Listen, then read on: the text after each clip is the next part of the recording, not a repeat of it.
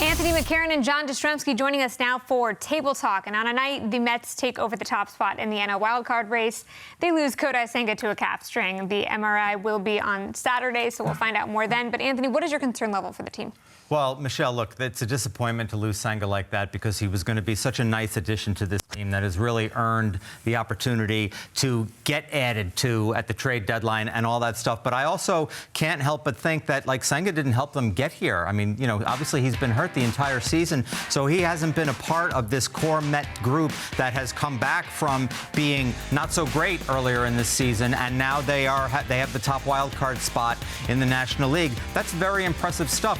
Now, of course, he would have enhanced everything, and now you may have to think about what happens next. But, you know, I can't get it's disappointing, but I can't. It's not like, oh, my goodness, I can't believe Senga's gone, because he wasn't here, JJ. Well, and Anthony, you don't have this sky is falling feeling with the Mets because of the relentless approach that you see on a night in and night out basis with this lineup.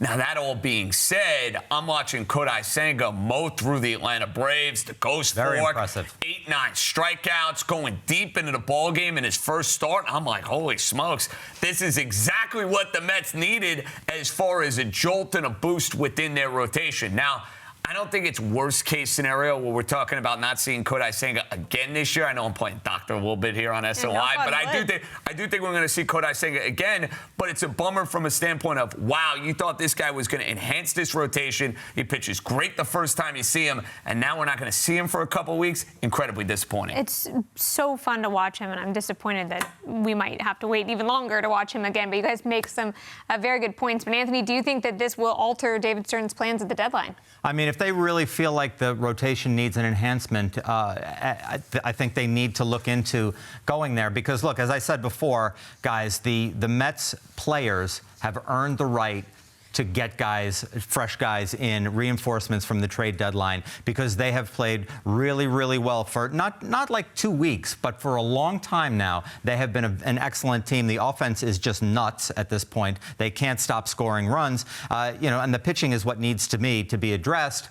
The bullpen, obviously, yes. And now with Senga going down, if you felt like you desperately needed that number one type pitcher, I don't know what's out there and what they could get and what they're willing to prospects sacrifice for that. But yeah, it's something that he needs to get on now, the starting pitching market. Well, that seems to be the problem, right? Because you look at the market, Skubal, I don't think the Tigers are going to trade him. I think they'd be insane to do so. That's a guy you build with. Crochet, there was a lot of rumors about him getting moved from the Chicago White Sox. I don't know if the Mets are totally all in from a prospect collateral standpoint to go and make a move like that. I think if you're talking about losing Senga, you can't replace what Kodai Senga could potentially give you. It's the idea of getting, you know, a back-end starter. You saw the Red Sox just acquire James Paxton from the Los Angeles Dodgers. That sort of move just to enhance the rotation that much more. They're obviously going to be in on bullpen arms, and I'm kind of curious to see now what this means for a guy like Budo, who's been great out of the bullpen,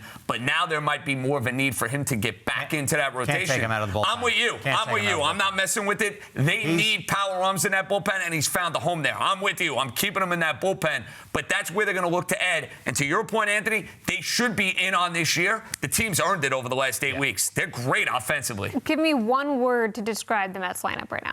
Ferocious. You like that? Yeah, that was ferocious. Quick. There you go. I liked when you said relentless earlier, but ferocious works.